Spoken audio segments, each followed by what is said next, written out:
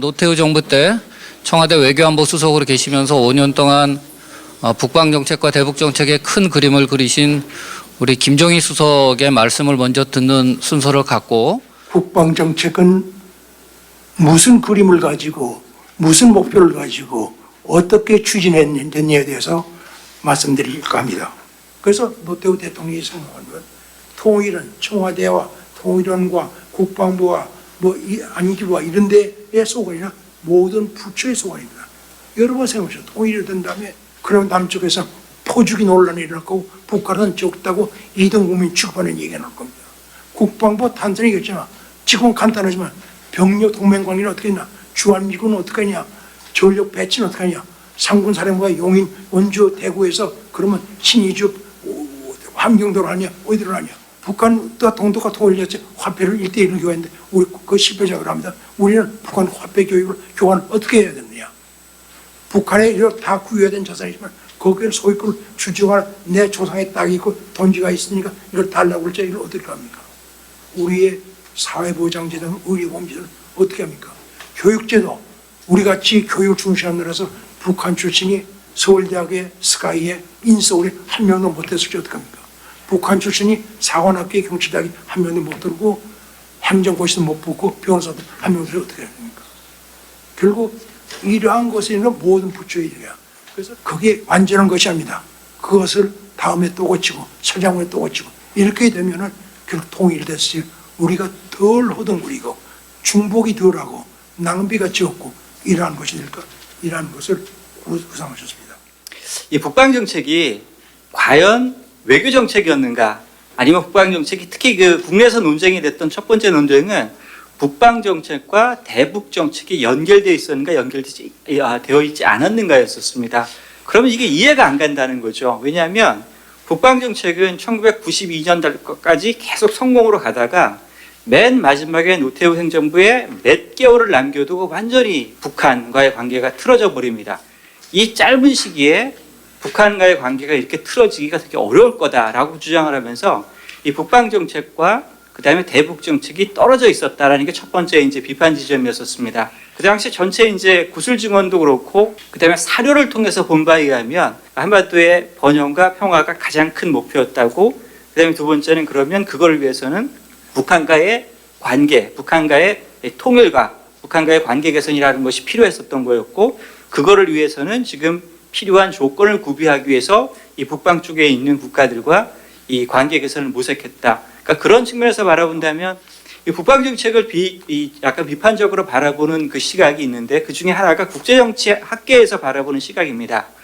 그래서 북방 정책이 성공이 역설적으로 북한의 핵무장, 그 다음에 남북한의 관계를 더 어렵게 만든 게 아닌가라고 이렇게 많은 추정하면서 비판을 하는 게 있었습니다. 김영남이 했던 말이 있습니다. 그리고 그게 이제 메모랜덤 형태로 그 당시 소련한테 제공을 했는데, 했던 게 뭐냐면 만약 한소 수교를 하게 된다면 그러면 그동안 북한과 소련과의 관계 때문에 우리가 개발하지 않던 무기를 개발하겠다라고 하는 거를 이 메모랜덤 형태를 통해서 보낸 게 있었습니다. 그래서 이 국제정치학계에 대해서는 이제 이렇게 생각하는 거죠. 북한으로 하여금 북방 정책이 북한으로 하여금 외교적 압박을 느끼게 하는 데까지는 성공을 했는데, 그럼 결국 가서는 이게 어쩌면 북한의 핵 무장으로 더 빠르게 간 게 아닌가라고 추정이 있었습니다. 그 당시 상황에서 어쩌면 북한으로 하여금 고립이 일어나고 심지어 북한으로 하여금 더 심각하게 반응하고 핵 무장까지 갈 수 있을 가능성이 있다라고 하는 것은 사료로서는 잡히지 않고요. 구술 증언을 잡혀보면 여기는 이제 드러나는 부분이 있습니다. 결국 가서는 그 박철원 의원과 김정일 선생님 입장에서는 북한의 외교적 고립을 통한 북한의 반발을 나름대로 통제할 수 있었다라고 생각하신 것 같았는데, 어쩌면 그 보수파의 입장에 있었던 그 노태우 선생님 같은 입장에서는 오히려 북한을 좀 더 고립 쪽으로 가게 만들려고 하지 않았는가, 그런 이제 약간의 차이는 보이는 것 같습니다. 그러면 이 세 분의 생각이 과연 노태우 대통령의 생각과는 어떻을까를 이렇게 보면 가장 근접하게 노태우 대통령의 생각과 김정일 선생님의 생각이 가장 근접한 게 아닌가라고 추정이 됩니다. 통제가 가능했었다고 믿었던 것 같은 그런 생각이 좀 듭니다. 그러니까 세 번째 큰 논쟁은요, 1992년 10월 달 상황입니다. 그러니까 지금 북방 정책은 1992년도까지 계속해서 성공을 했습니다. 특히 이제 1992년 2월 달은 어쩌면 이 남북한 관계에서 가장 최고점에 도달해 있었던 상황인 것 같아요. 남북 기본 합의서가 마련됐고요. 그 다음에 핵 통제 공동의 기타 등등 이런 행동들이 쭉쭉쭉 계속해서 잘 일어나고 있었습니다. 근데 7차로서부터 약간의 갈등의 요소가 발생을 하고 이 8차쯤에 들어서게 되면 파국의 발단의 시점은 1992년 10월 8일이었습니다. 그 당시에 이제 워싱턴에서 이 한국과 미국의 국방장관이 한미 안보 연례협의회라는 것을 하고 있는데 거기서 합의 사항이 북한으로 하여금 이 핵사찰, 상호 핵사찰을 받아들이지 않으면 어쩌면 우리가 팀스피드 훈련을 재개할 수도 있다라고 이렇게 이제 얘기를 했는데 확정된 건 아니었던 거죠.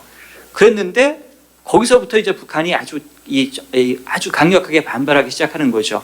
그러니까 그 당시에 이제 그 관련된 사료를 이렇게 보면 팀스피릿 훈련을 반드시 재개하겠다는 의사가 있었던 것 같지는 않습니다. 한국 정부 쪽에서. 근데 결국 북한은 그거를 팀스피릿 재개라고 생각을 한 거고 남북다 이제 끝이 나게 됩니다. 그래서 이 세 번째 이 지점에 대해서 과연 누구의 책임인가에 대해서는 여전히 이제 논쟁이 있었던 거죠. 그래서 남북대화가 그 당시에 파기하게 된 국내 정책 요인을 그 당시에 꼽는 것은 이 그 당시에 있었던 한국 내에 있었던 보수 진영이라고 하는 사람이 김정삼 후보를 중심으로 결국 가서는 입장을 정하고 그리고 이 강한 북한에 대해서 강경 입장을 취했기 때문에 그게 결국 파국으로 이어지지 않았는가. 이게 이제 크게 보면 세 번째 논쟁입니다.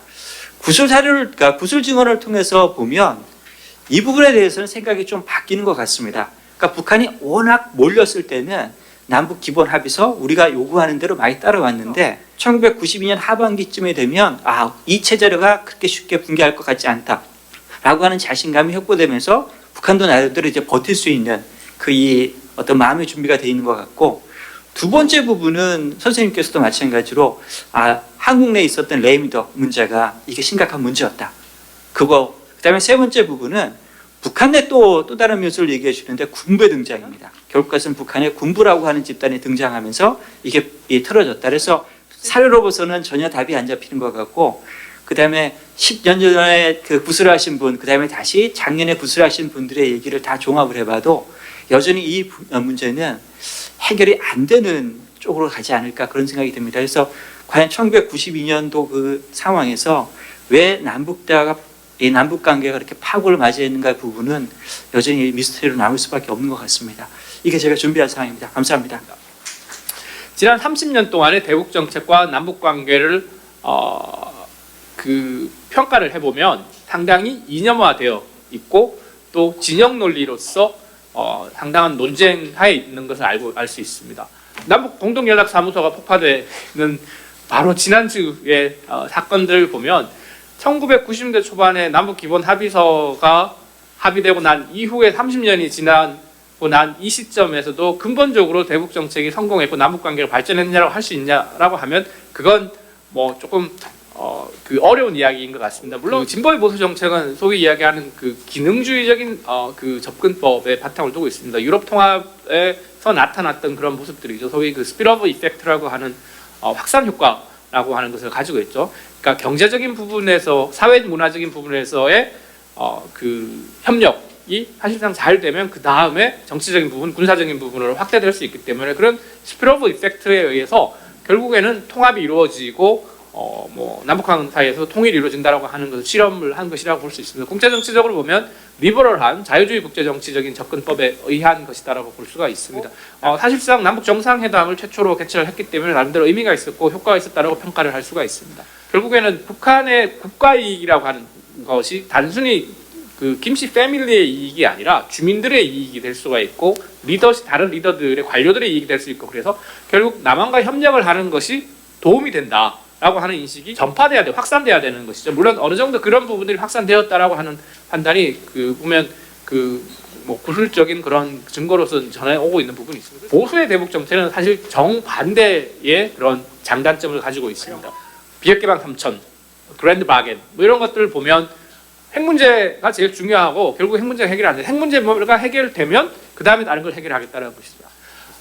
그래서 근본적으로 그 햇볕 정책이나 진보의 대북 정책과 남북한 관계에 대한 어프로치를 바꾸어서 선후 관계를 바꾸어서 접근을 했다는 데 의미가 있습니다.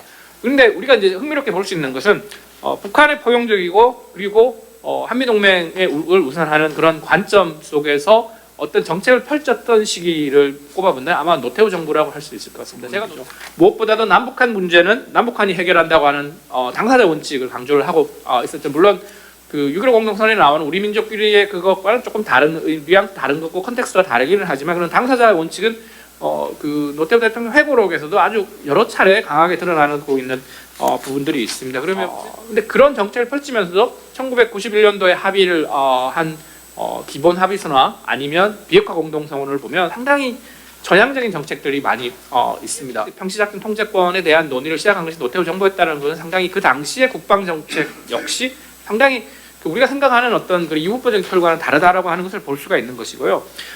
남북 평의회를 인구동 비례가 아니고 남북 동수로 한다라고 하는 건 쉽지가 않은 거거든요. 아실 것 같고 또 남북 기본 합의서에 보면 불가침 선언을 했고 또 비핵화 공동 선언과 같은 것들은 상당히 그 당시로 지금에 와서는 뭐 조금 자연스럽게 받아들일 수도 있겠지만 30년 전의 관점에서 보면 상당히 전향적이고 놀라운 일이라고 볼 수 있고 이런 그 보수 진보의 어떤 틀을 넘어서는 것이다라고 하는 평가를 할 수가 있습니다. 사실 북방 정책에 기반을 한 그리고 그러니까 세계 질서의 변화를 한반도로 끌어들이려고 하는 그런 노력들이 당시 상황을 잘 적용을 하고 활용을 하려고 하는 노력이기는 했지만 사실은 북한에게는 상당한 위협 인식이 됐던 것은 틀림이 없거든요. 사실 그 부분에 대한 북한에 대한 포용적으로 하고 북한을 끌어들이려고 했지만 역시 그 부분에 대한 고민들이 조금 더 있었으면 아마 우리도 그때 독일처럼 통일을 하지 않았을까라고 하는 생각을 하게 됩니다. 앞으로 30년 이후에 2050년에도 지금과 똑같은 상황이 되어서는 안 될 거라고 하는 관점에서 우리가 30년 이전에 교훈을 가지고서 어떻게 우리가 더 다른 것들을 고민할 수 있을지를 조금 생각해 봤습니다. 이상입니다. 감사합니다. 일단 저는 이제 지금으로부터 한 10년 전에 그 북방 정책 20년에 즈음해서 한번 중소 수교하고 그 한소 수교, 한중 수교를 한번 다룬 적이 있습니다. 그때 한국이란 나라가 큰 길목에 서서 그 흐름을 미리 알고 캐치해서 선도적으로 해 나간 몇 안 되는 외교 정책 사례가 아닌가 이런 생각이 듭니다. 한국의 대북 정책이 협배 정책이냐 아니면 보수 정책이냐 딱 극단으로 나누어져 있습니다. 그래서 그 진영 논리에 따라서 이미 협력 정책은 이런 정책이라고 선을 그어놓고 보수 정책은 이런 정책을 선을 그어놓습니다. 그래서 아무도 재조명을 하지 않습니다. 거의. 아까 말씀하셨지만 긴 눈으로 보면 30년 대북 정책 실패한 거거든요. 북한 저대로 있고 그 사이 핵은 개발돼서 핵 6차 실험까지 하고 ICBM까지 해서 2017년 10월부로 그 전과 그 후에 북한이 달라졌는데 우리는 여전히 그 수준에서 계속 머물고 있습니다. 그 대목에서 우리 북방 정책의 재조명 이 부분은 노태우 정부의 북방 정책 이 조명은 그런 점에서 양쪽 진영이 그렇다고 폄하하지도 않고 또 과도하게 또 인정하지도 않는 그 애매모호한 카테고리 속에 있는 것 같습니다. 왜냐하면 이 자체가 진영 논리에서 벗어나 있는 정책이어서 그런 거 아닌가 그런 생각이 드는데요. 제가 볼 때는 가장 중요한 것은 역시 냉전의 해체라고 하는 큰 역사적 흐름이 북방 정책과 대북 정책에 연결돼 있다라고 보고 있습니다. 이 정책들을 전체를 놓고 보면 대체로 7.4 공동성명 이후에 일련의 그 과정들에서 거의 중단되거나 또는 숨어 있었던 남관계와 또는 대외 정책의 아주 새로운 전형들이 노태우 정부 이 시기에 만들어진다라고 하는 것들입니다. 다만 그것이 실천의 영역에서는 또 다른 의문을 던질 수가 있지만 그러나 그 이후의 모든 부분들을 규정할 수 있는 상당히 중요한 출발점으로서 의미들을 저는 가졌다라고 하는 것을 주목하고 싶습니다. 물론 7.4 공동성명이 가장 저는 중요하다고 보고 있습니다. 그 다음에 남북기본합의서, 그 다음에 6.15, 14,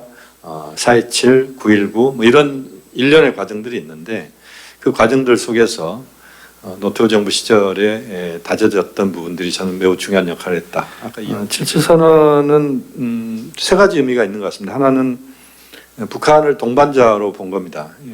그리고 남북한의 대결 외교도 이제는 좀 극복하자는 중요한 또 입장이었고 그런 차원에서 보면 저는 77선언을 우리가 많이 놓치고 있다는 생각이 드는데 저는 굉장히 중요한 의미가 있는 것이다라고 보고 있습니다. 일단 노태우 정권의 대북 정책에서 가장 눈여겨본 부분은 북방 정책을 기반으로 사회주의권 국가들과의 관계를 강화하며 북한의 개혁과 개방을 유도함과 동시에 소련이 북한의 최신 무기를 공급하는 것을 차단하고자 함으로써 협상을 위한 외교적인 노력과 함께 북한의 도발에 대해서도 전략적인 대비를 했던 부분이었습니다. 사람들의 관심이 조회수와 수익으로 이어지는 미디어의 특성상 이를 자세히 소개하는 콘텐츠도 별로 없습니다. 당시에 대외적으로 냉전 체제가 종식되고 있었고 소비에트 연방이 붕괴되고 있던 시기에 이탈하는 공산권 국가들과 빠르게 수교를 하는 것이 불가피하고 필요한 선택이었다고 저는 생각하고 있습니다. 앞으로의 대북 정책은 노태우 정부로부터 현재까지 이어져 온 것과는 매우 다른 양상으로 펼쳐질 것이고 또 그래야 한다고 생각하는데요. 저는 그 이유로 두 가지를 눈여겨보고 있습니다. 첫 번째는 북핵 문제인데요. 2005년에 북한이 핵무기 보유 선언을 했을 때와는 달리 북한을 이제 더 이상 한민족이 아닌 타국으로 의식하는 사람들이 많아지는 것이 대북 정책에 어떤 영향을 줄지 고민해 봐야 한다고 생각합니다. 어쩌면 새로운 세대들의 이런 시각이 지금까지처럼 이념적 갈등으로 인한 감정적인 대립이 아닌 냉정하고 합리적인 방법으로 지금까지와는 다른 새로운 길을 찾는 방법일 수도 있을 것이라 생각합니다. 네, 저는 당시에 노정부의 대북 정책은 크게 두 가지 알려진 성과 또 숨겨진 의도로 한번 이해해 볼 수 있을 것 같습니다. 집권 초에 세웠던 이 외교적 목표를 임기 내내 잘 집행했고 성과를 냈다고 생각을 합니다. 외부 환경의 변화로만 이제 설명하기는 어렵고요. 전략적 흐름도 잘 파악했고 타이밍도 잘 포착했고 주도적으로 적극적으로 잘 대응했다고 생각을 합니다. 노정부에는 한중 수교가 북방 정책의 결론이자 활용 첨정이었습니다. 구소련 국가들하고 수교하면서 노하우 또 자신감 이런 것들이 이제 북방 정책의 1단계 한중 수교를 잘 이루어냈고요. 한중 수교의 역사적 의미는 매우 크다고 생각을 합니다. 양국이 전쟁을 치렀지만 적대적 관계를 청산하고 화해를 했고 또 이념과 체제 대결 구도를 넘어서 동북아의 탈냉전을 주도했습니다. 이제 숨겨진 의도는 대북 정책입니다. 2011년 김종희 외교안보 수석께서 인터뷰한 걸 제가 기억을 하는데 남북 관계에 대한 고려가 북방 정책의 출발점이라고 얘기를 하셨고요. 노정부의 북방 정책은 기존의 남북 관계 구도를 일거에 변화시키려는 야심찬 구상이자 실천이었다고 생각을 합니다. 노정부는 이제 북핵에 대해서는 강경했지만 남북 대화는 상당히 유화적이고 포용적인 입장을 견지했다고 보고요. 어쨌든 국제 정치에서는 내가 원하는 바를 무한히 달성할 수가 없습니다. 왜냐하면 상대방도 있고 국내적인 오디언스, 국제적인 오디언스를 다 생각하기 때문에 항상 전략적으로 이제 행동을 할 수밖에 없는 거죠. 85년도 이후에 이제 거쳐가면서 동원권이 붕괴되고 이제 원조를 받고 무역을 하고 경제적으로 많이 이제 기대었던 그런 동원권과 소련이 붕괴되면서 북한은 매우 심각한 경제적인 위기를 맞이하거든요. 그래서 80년대 말부터 90년대 중반까지가 사실 거의 고난의 행군이 일어난 그 시점이라고 볼 수 있기 때문에 어떤 북한의 자신감이라는 것은 제가 보기에 어떤 국내적인 그러니까 한국의 국내 정치를 보고 선거를 보니까 지금 굳이 이 정부와 대화할 필요가 없겠구나라는 판단 정도로 해석하는 것이 맞지 않을까 하는 생각이 듭니다. 한국이 대북 정책을 통해서 통일을 이룰 수 있을 것이냐의 질문에 대해서는 이제 많은 한계가 있다고 저는 생각을 합니다. 그렇기 때문에 균형자론이라든지 운전자론이라든지 이렇게 뭔가 이제 어떠한 식으로 컨트리뷰션을 해야 될 것인가에 대한 그런 논의가 많이 있을 수밖에 없는 거죠. 그런 면에서 봤을 때 노태우 정부의 북방 정책은 조금 더 구조를 그 당시에 어떤 안 좋았던 구조를 극복했던 뭔가 좀 파이오니어링한 그런 정책으로 평가를 받을 필요가 있다고 생각을 합니다. 보수 정권에서 나왔을 수 있었던 포용 정책이라는 것은 어떻게 보면은 제가 보기에는 상당한 폴리티컬 캐피탈을 동반할 수밖에 없는 정책이었기 때문에 자신의 지지자들을 설득하지는 않다 하더라도 어느 정도의 설명이 필요했던 것이었고 거기서 과감하게 정책 결정하고 끝까지 지속적으로 밀어붙인 그 리더십에 대해서 평가가 필요하지 않은가 생각을 합니다. 큰 얘기라는 것이 국제기구가 개런터의 입장에서, 예컨대 뭐 UN 같은 기구가 이 어떤 약속을 갖다가 보장해 줄 수 있는 그런 제3자 역할을 할 수 있다. 북한이 유엔을 믿을 수 있을까요? 저는 좀 회의적입니다. 그런 면에서 이 솔루션은 아닐 수 있고요. 그럼 중국이 해주면 되지 않을까요? 중국이 해주는 게 훨씬 더 크레더블할 수 있겠죠. 그러니까 이런 여러 가지의 시나리오들을 생각을 하면서 커미트먼트 프로블럼 혹은 죄수의 딜레마 혹은 이 안보의 딜레마로 얘기할 수 있는 이 약속의 문제를 해결하는 것이 어떻게 보면 북핵 문제를 해결하는 단초가 될 수 있지 않을까, 저는 그렇게 생각합니다. 이만 줄이겠습니다. 예, 감사합니다.